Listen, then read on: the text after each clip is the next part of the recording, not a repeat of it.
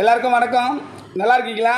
இங்கே பாருங்கள், நம்ம இன்றைக்கி எதை பற்றி பேச போகிறோம்னு சொன்னால் எல்லோரும் தெரிஞ்சுக்கணும். முக்கியமாக ஒன்று, நான் பார்த்திங்கன்னா திருப்பதி போயிட்டு அலமேலு மங்காபுரம் வந்துட்டு சாமி தரிசனம் பண்ணிட்டு கீழே ரோட்டில் இறங்கிட்டு இருந்தேன்.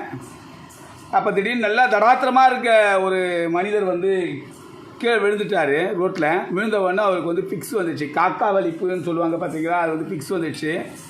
ஆக்சுவலி அது காக்கா வலிப்புன்னு ஏன் சொல்கிறாங்கன்னு சொன்னால், கையும் காலும் இழுத்துட்டு நல்லா உதிரிட்டு வாயில் நுர தள்ளி வரும்போது அது காக்கா வலிப்புன்னு சொல்கிறது தான். கைகால் இழுப்பு அப்படின்னு கைகால் இழுப்பு கைகால் வலின்னு சொல்கிறது காக்கா வலிப்பு ஆகிப்போச்சு.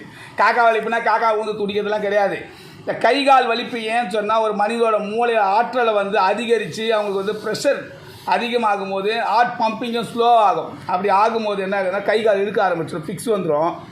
அதை உடனடியாக நம்ம எப்படி நிப்பாட்டலாம் பாருங்கள். யாரும் பயப்பட வேணாம். யார் எல்லாருமே தெரிஞ்சுக்கக்கூடியது தான். திடீர்னு நடு ரோட்டில் விழுந்துட்டாங்கன்னா இந்த மாதிரி கைகால் விழுத்துட்ருக்கோம். அப்போ பாருங்கள், வலது கை முதல்ல அவங்க வலது கையை நம்ம வலது கை இந்த 4 விரல் பார்த்துங்க. இந்த 4 விரலில் சுண்ட விரல், மோதிர விரல், நடு விரல், இந்த ஆள்காட்டி விரல் 4 விரலும் ஒரே சமநிலையில் எடுத்துக்கிட்டோம். இங்கே பாருங்கள், அவங்களோட கட்டை விரல் பகுதி இருக்குங்களா, நல்லா பார்த்துங்க. வலது கை கட்டை விரல் பகுதியில் பொசிஷன் பாருங்கள், நான் எப்படி வைக்கிறேன்ட்டு. இங்கே பாருங்கள், இங்கேருந்து இந்த வருமம், இங்கே ஒரு வருமம், இது 2 3 4 வருமம். இந்த பேரில் என்னன்றது அப்புறம் சொல்கிறேன்.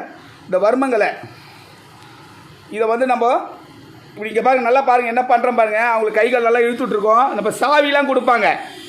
சாவி ஏன் கொடுத்து நம்ம அழுத்தி பிடிக்கிறதுன்னு சொன்னால், சாவி இரும்பு கொடுக்கறதுனால காக்கா வலிப்பு நிற்காது. அந்த கையை இப்படி நம்ம அந்த சாவியை கொடுத்து இப்படி பிடிச்சி அமுக்குவோம். இப்படி அமுக்கும் போது இந்த ப்ரெஷர் பாருங்கள், நல்லா இந்த மாதிரி ஒரு ப்ரெஷர் 22 செகண்ட் நல்லா கொடுங்க. நல்லா 22 டைம்ஸ் கவுண்ட் பண்ணி நல்லா கொடுத்துட்டே இருங்க. கொடுத்துட்டு அப்படியே ஹோல்ட் பண்ணி பிடிங்க. திரும்ப 22 செகண்ட் ஹோல்ட் பண்ணி இந்த மாதிரி 1 நிமிஷத்துக்கு இந்த வலது கை பக்கத்தில் இப்படி எடுத்து பண்ணணும். இப்படி பண்ணிட்டு இருந்தீங்கன்னா வலிப்பானது நிற்க ஆரம்பிக்கும். இந்த வலிப்பு அதிகரிக்க என்ன ஆகும்னு சொன்னால், அவங்களுக்கு இருதயத்துக்கு போய் ரத்த அழுத்தத்தை ஸ்டாப் பண்ணி இருதயத்தையே உயிர் போகிற அளவுக்கு நிப்பாட்டிடும். அதை நம்ம தடுத்து நிறுத்தணும் உடனடியாக. அப்போ இந்த வலிப்பு நின்றுச்சுனாலே அவங்களுக்கு ஆட்டோமேட்டிக்காக அது ரத்த சரி சமநிலையில் போக ஆரம்பிச்சிடும். இப்போ ப்ரெஷர் எப்படி கொடுக்குறேன் பாருங்கள். இந்த மாதிரி ஒரு ப்ரெஷரு இந்த மாதிரி நம்ம அழுத்தம் பண்ணணும். விரலை பாருங்கள், நான் எப்படி வச்சுருக்கேன் பாருங்கள். இப்படி தான் கொடுக்கணும் இந்த வலிப்பானதை. இப்போ இது நம்ம வலது கையில் பண்ணோம். இப்போ இடது கையில் எப்படி பண்ணணுன்றதை நான் சொல்கிறேன் பாருங்கள். இங்கே பாருங்கள், நம்ம இடது கை பக்கம் வந்திருக்கோம். இடது கையில் பண்ணும்போது அதே மாதிரி இடது கையில் தான் பண்ணணும். இங்கே பாருங்கள், விரல் 4 விரல் ஒரே சமநிலையில் எடுத்துகிட்டு இந்த இடது கையில் இந்த பக்கம் வச்சு மாற்றிலாம் பண்ணால் நம்ம அந்த வர்மத்தை தூண்ட முடியாது. கரெக்டான சரியான ஆளையில் இங்கே பாருங்கள். இடது கைனா இடது கை பக்கம் இப்படி பண்ணணும். சரிங்களா?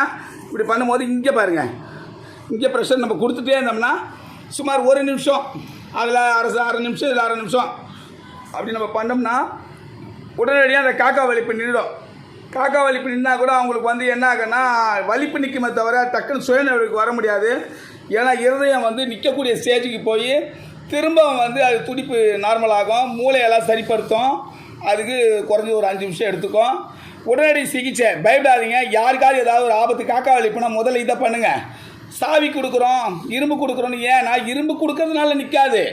நம்ம அது இந்த அழுத்தம் கொடுக்கறதுனால நிற்கும். நமக்கே தெரியாமல் இந்த அழுத்தத்தை கொடுப்போம். இரும்பை வச்சு இப்படி அழுத்தத்தை கொடுப்போம். அது நேரடியாக இதை கொடுங்க. இதுதான் காக்கா வலிப்புக்கு உண்டான ப்ரெஷரு. எல்லோரும் நல்லா இருங்க, சந்தோஷமாக இருங்க. இது கண்டிப்பாக பயன்பெற்று எல்லாருக்கும் உதவி பண்ணுங்கள். எல்லாருக்கும் வாழ்த்துக்கள். மீண்டும் ஒரு வீடியோவில் சந்திப்போம். நன்றி.